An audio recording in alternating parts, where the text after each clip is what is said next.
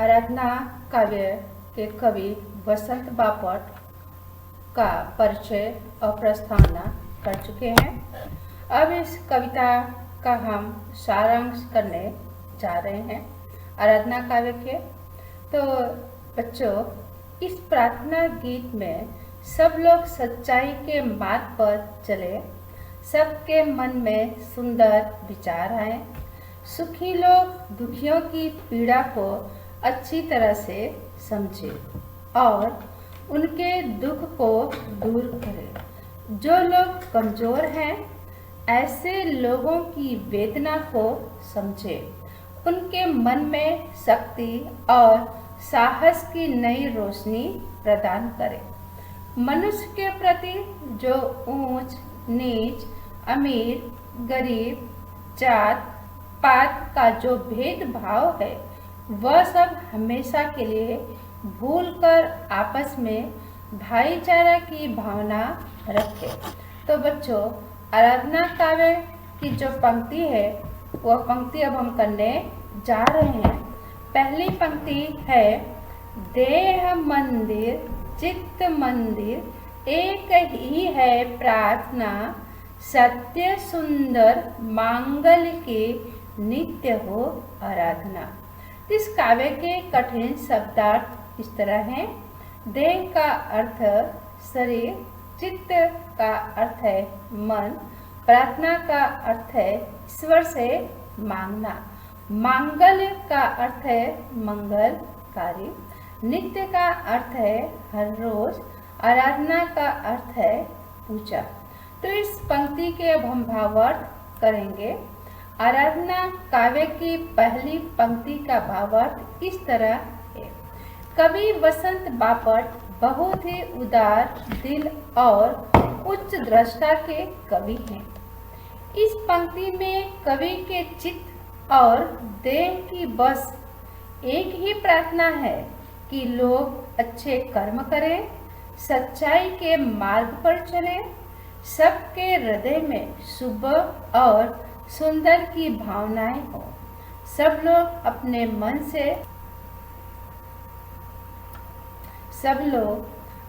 मन से स्वार्थ की भावना को त्याग कर सबके हित की बात सोचे।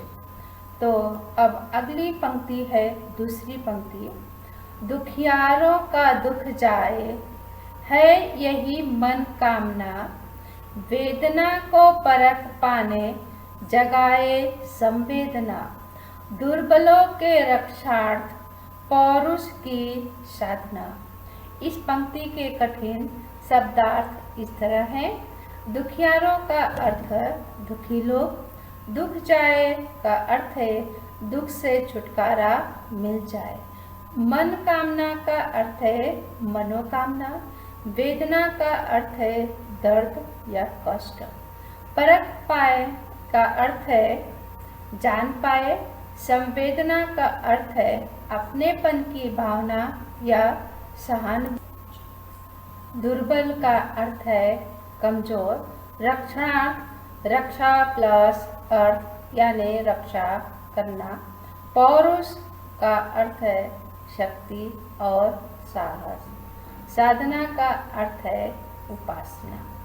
तो इस पंक्ति का भावार्थ इस तरह है। कवि वसंत बापट बहुत ही उदार दिल और ऊंची दृष्टा के कवि हैं। कवि इस पंक्ति में यह कहना चाहते हैं कि इंसान को दुखी लोगों के दुख को समझकर उनकी हमेशा सहायता करनी चाहिए। यानी जो लोग दुखी हैं उनके प्रति कवि ने यहाँ पर हम सभी का ध्यान खींचा है, जिससे उनके दुखों से छुटकारा मिल जाए। यानी जो लोग दुखी हैं ऐसे लोगों की हमें मदद करनी चाहिए, ऐसे कमजोर लोगों की रक्षा करके उनमें शक्ति और साहस का उत्साह भरना चाहिए।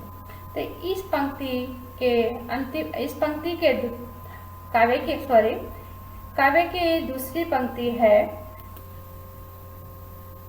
अब हम तीसरी काव्य की पंक्ति करने जा रहे हैं।